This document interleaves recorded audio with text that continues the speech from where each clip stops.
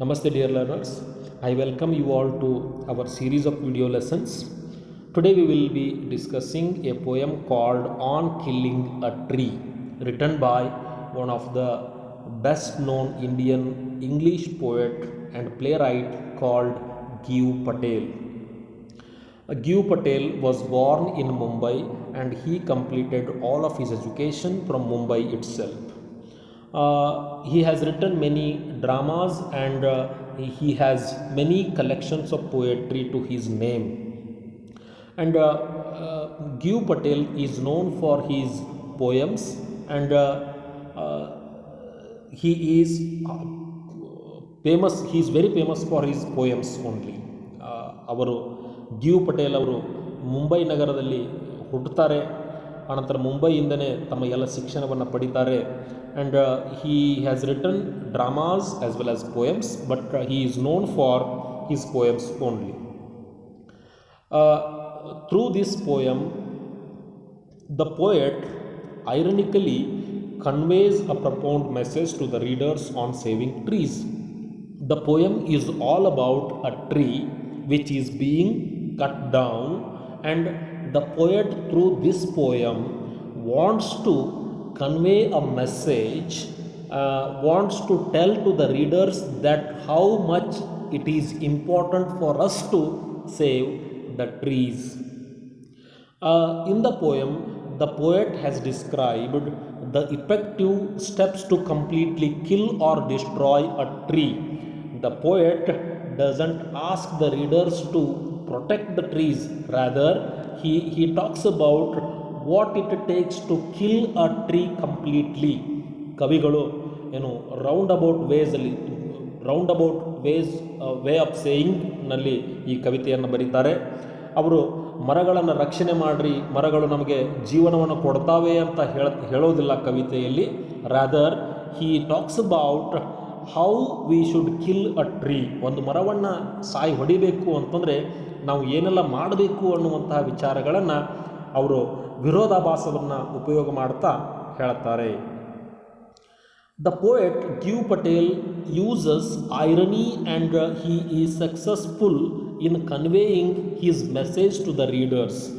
ಗಿಯು ಪಟೇಲ್ ಅವರು ತಮ್ಮ ಒಂದು ಸಂದೇಶವನ್ನು ಓದುಗರಿಗೆ ಪಾಸ್ ಮಾಡುವುದರಲ್ಲಿ ಭಾಳ ಯಶಸ್ವಿ ಆಗ್ತಾರೆ ಅಂತ ಹೇಳಬಹುದು. In the poem, the poet explains all the effective steps to completely finish of a tree. ಈ ಕವಿತೆಯಲ್ಲಿ ಗಿಯು ಪಟೇಲ್ ಅವರು ಒಂದು ಮರವನ್ನು ಸಂಪೂರ್ಣವಾಗಿ ನಾಶ ಮಾಡಬೇಕು ಅಂತಂದರೆ ನಾವು ಏನೇನು ಮಾಡಬೇಕು ಅಂತ ಹೇಳ್ತಾರೆ. We will read the poem stanza by stanza. It takes much time to kill a tree, not a single jab of the knife will do it.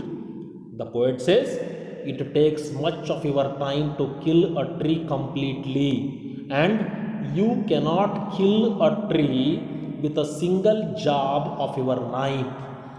ಒಂದು ಮರವನ್ನು ಹೊಡಿಬೇಕು, ಒಂದು ಮರವನ್ನು ನಿರ್ನಾಮ ಮಾಡಬೇಕು ಅಂತಂದರೆ ಭಾಳಷ್ಟು ಶ್ರಮ ವಹಿಸಬೇಕು ಅಂತ ಕವಿಗಳು ಹೇಳ್ತಾರೆ. ನಿಮ್ಮ ಕೈಯಲ್ಲಿರುವಂತಹ ಕೊಡಲಿಯಿಂದ ಒಂದೇ ಹೊಡೆತದಲ್ಲಿ you cannot kill a tree, ಮರವನ್ನು ಕೊಲ್ಲುವುದಕ್ಕೆ ಸಾಧ್ಯ ಇಲ್ಲ ಅಂತ ಕವಿಗಳು ಹೇಳ್ತಾರೆ.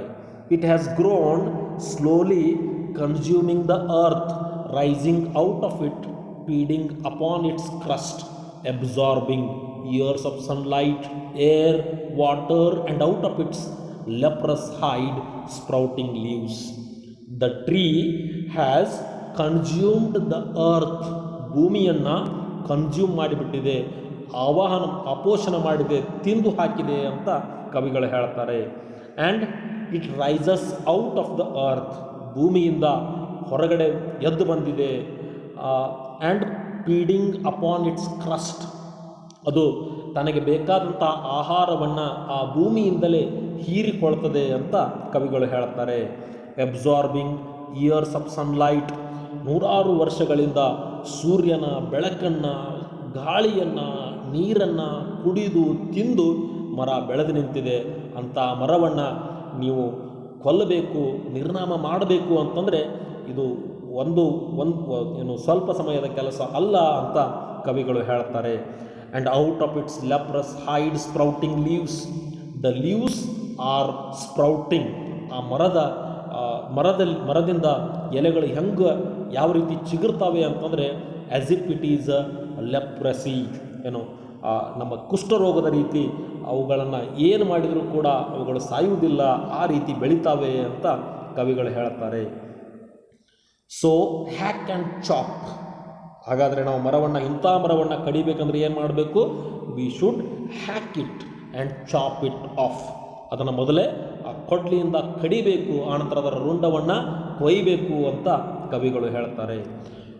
ಮತ್ತು ಹೇಳ್ತಾರೆ ಅವರು, but this alone won't do it.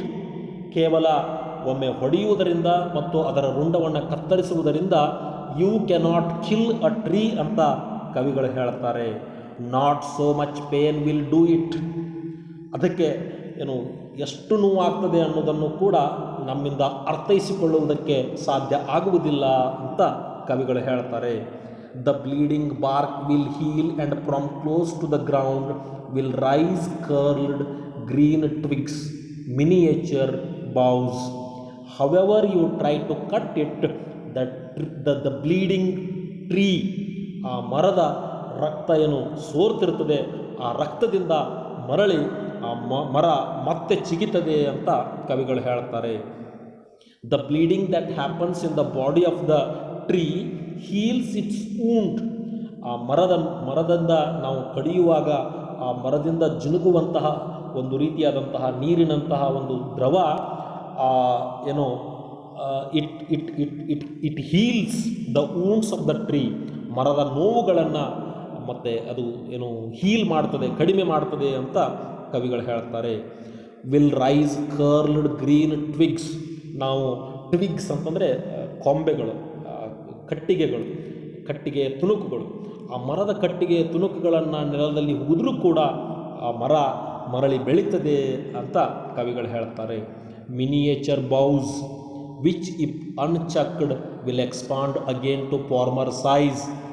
If you forgotten a small bough in the earth, again it will expand to the former size. ಒಂದು ವೇಳೆ ನಾವು ಮರವನ್ನು ಕಡಿಯುವಂತಹ ಸಮಯದಲ್ಲಿ ಒಂದು ಸಣ್ಣ ಕಟ್ಟಿಗೆಯ ತುಣುಕನ್ನು ಕೂಡ ನಾವು ಮರೆತಿದ್ದೇ ಆದಲ್ಲಿ ಆ ಸಣ್ಣ ಕಟ್ಟಿಗೆಯ ತುಣುಕೆ ಮತ್ತೊಮ್ಮೆ ಹೆಮ್ಮರವಾಗಿ ಬೆಳೆದು ನಿಲ್ತದೆ ಅಂತ ಕವಿಗಳು ಹೇಳ್ತಾರೆ. No, the root is to be pulled out.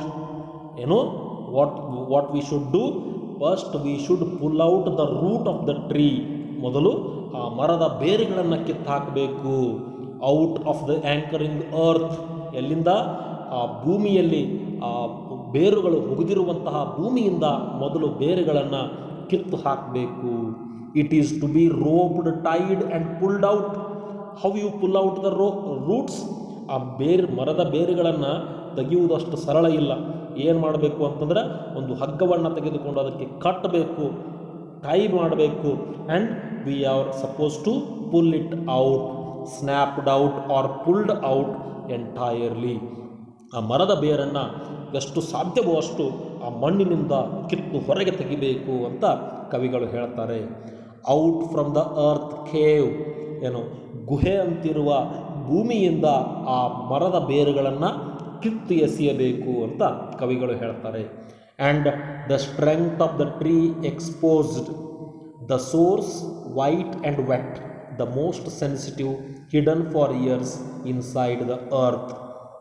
ಇಷ್ಟೆಲ್ಲ ಮಾಡಿದಾಗ ಆ ಮರದ ಕಾಂಡವನ್ನು ಕತ್ತರಿಸಿ ಬೇರುಗಳನ್ನು ಹೊರಗೆ ಎಳೆದಾಗ then we will be exposed to the most sensitive thing of a tree. ಒಂದು ಮರದ ಬಹಳಷ್ಟು ಸೂಕ್ಷ್ಮವಾದಂತಹ ಒಂದು ವಸ್ತು ನಮ್ಮ ಕಣ್ಣಿಗೆ ಕಾಣುವುದಕ್ಕೆ ಪ್ರಾರಂಭ ಆಗ್ತದೆ. That is the source of the tree. ಆ ಮರದ ಮೂಲ ಅದೇ ಅಂತ ಕವಿಗಳು ಹೇಳ್ತಾರೆ. ಅದು ಹೇಗಿರ್ತದೆ ಅಂದರೆ ವೈಟ್ ಆ್ಯಂಡ್ ವೆಟ್. ಅದು ಬೆಳ್ಳಗೆ ಇರ್ತದೆ ಮತ್ತು ಹಸಿಯಾಗಿರ್ತದೆ. And it is the most sensitive part of the tree which has been hidden for years inside the earth. ನೂರಾರು ವರ್ಷಗಳವರೆಗೆ ಭೂಮಿಯಲ್ಲಿ ಹುದುಗಿಸಿಟ್ಟಿರುವಂತಹ ಆ ಸೂಕ್ಷ್ಮ ಭಾಗವನ್ನು ನಾವು ಹೊರಗೆ ತೆಗೆದಿದ್ದೇ ಆದರೆ ಮರ ನಿಜವಾಗ್ಲೂ ಸಾಯ್ತದೆ ಅಂತ ಕವಿಗಳು ಹೇಳ್ತಾರೆ. Then the matter of scorching and choking in sun and air, browning, hardening, twisting, withering, and then it is done. After cutting the tree, what we do it? We scorch and choke it under the sun and air. ಕಡದಂತಹ ಮರದ ಕಾಂಡವನ್ನು ಸೂರ್ಯನ ಬಿಸಿಲಿನಲ್ಲಿ ಒಣಗಿಸಬೇಕು ಹಾಗೂ ಗಾಳಿಯಲ್ಲಿ ಅದನ್ನು ಎಸೆಯಬೇಕು.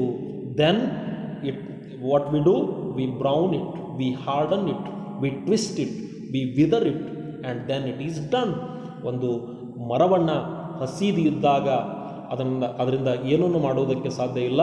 ಆ ಮರವನ್ನು ಸೂರ್ಯನ ಬಿಸಿಲಿನಲ್ಲಿ ಒಣಗಿಸಿ ಗಾಳಿಯಲ್ಲಿ ಆರಿಸಿ ಅದಾದ ಮೇಲೆ ನಮಗೆ ಯಾವ ರೀತಿ ಬೇಕಾಗಿರುವಂತಹ ಸೇಪನ್ನು, ರೂಪವನ್ನು ಆ ಮರಕ್ಕೆ ಕೊಟ್ಟಾಗ ಮಾತ್ರ ಆ ಮರದ ಸಾವು ಆಗ್ತದೆ ಹೊರತು ಅಲ್ಲಿಯವರೆಗೂ ಆ ಮರ ಸಾಯುವುದಿಲ್ಲ ಅಂತ ಕವಿಗಳು ಹೇಳ್ತಾರೆ.